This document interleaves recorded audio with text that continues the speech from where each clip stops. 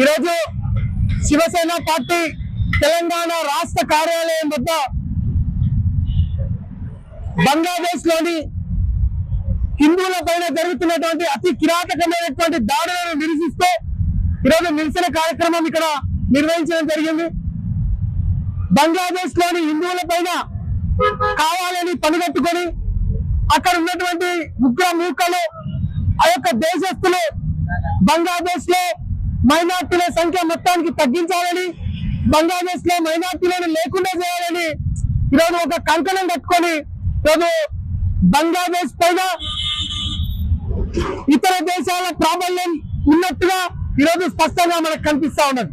ఈరోజు ప్రాణం ఉన్నటువంటి మనిషిని చెట్టుకు వేలాడదీసి పెట్రోల్ పోసి తగలబెడుతున్నటువంటి ఘటన చూస్తుంటే ఈరోజు మేము ఒక హిందువులుగా, భారతీయులుగా ప్రపంచ దేశాలకు ఆదర్శంగా నిలిచినటువంటి మేము, హిందువులమైనటువంటి మేము ఈరోజు నిజంగా చాలా ఇబ్బందికరంగా బాధపడతా ఉన్నాం.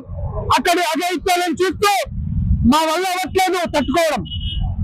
ఈ బంగ్లాదేశ్ ఉగ్రముఖాన్ని, ఈ బంగ్లాదేశ్ ప్రభుత్వాన్ని చీల్చి చెండాడేందుకు కూడా మేము సిద్ధంగా ఉన్నాం. కాకపోతే ప్రజాస్వామ్య దేశంలో కొన్ని కట్టుబాట్లు ఉంటాయి, కొన్ని లిమిట్స్ ఉంటాయి. కాబట్టి మా లిమిట్స్ మేము దాటడం లేదు. భారత ప్రభుత్వాన్ని ఈరోజు మేము డిమాండ్ చేస్తా ఉన్నాం. ఈ భారతదేశంలో వెంటనే సిఏఏను అమలు చేసి బంగ్లాదేశ్, ఆఫ్ఘనిస్తాన్, పాకిస్తాన్ లో ఉన్నటువంటి మైనారిటీలు, హిందువులు, బౌద్ధులు, జైనులు, పార్సీలు, సిక్కులను భారతదేశానికి రప్పించాల్సిందిగా ఈరోజు మేము డిమాండ్ చేస్తా ఉన్నాం.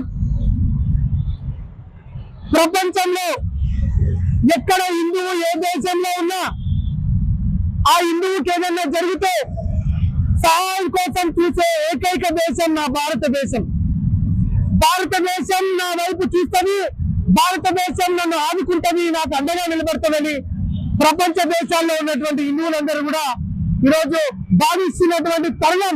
మనం వెంటనే ఈ యొక్క దాడులను ఆపివేయాలి, లేదంటే భారత ప్రభుత్వం జోక్యం చేసుకోవాలని చెప్పి ఈరోజు శివసేన పార్టీ డిమాండ్ చేస్తా ఉన్నది. భారతదేశంలో ఐపీఎల్ ప్రతి సంవత్సరం జరుగుతూ ఉంటది.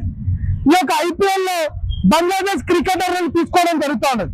వాళ్ళకు కోట్లాది రూపాయలు ఇస్తూ ఇక్కడ వాళ్ళకు అన్ని రాజభోగాలు అనుభవించే విధంగా బంగ్లాదేశ్ క్రికెటర్లకు ఇక్కడ వాళ్ళకు చేయడం జరుగుతూ ఉంటది.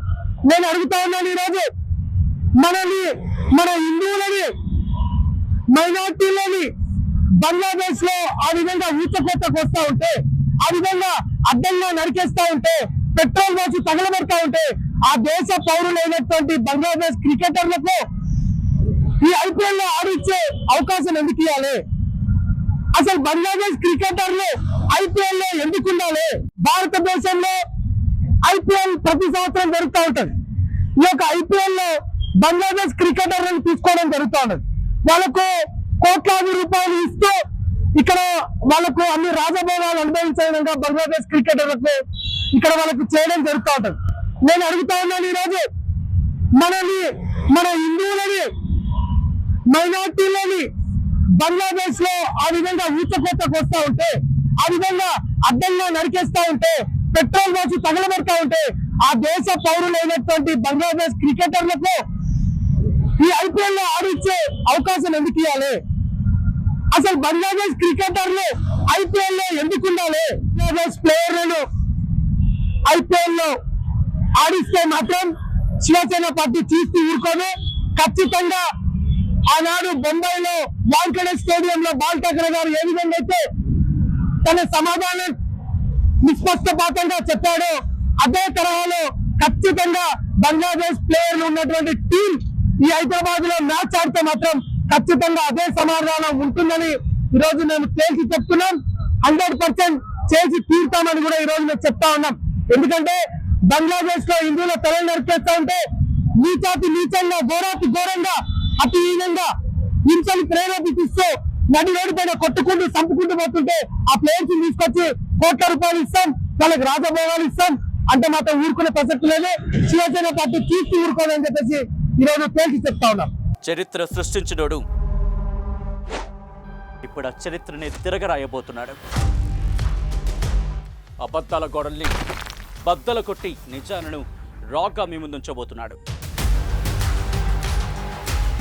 నిజమైన వార్తల కోసం వెంటనే డౌన్లోడ్ చేసుకోండి రా యాప్ని.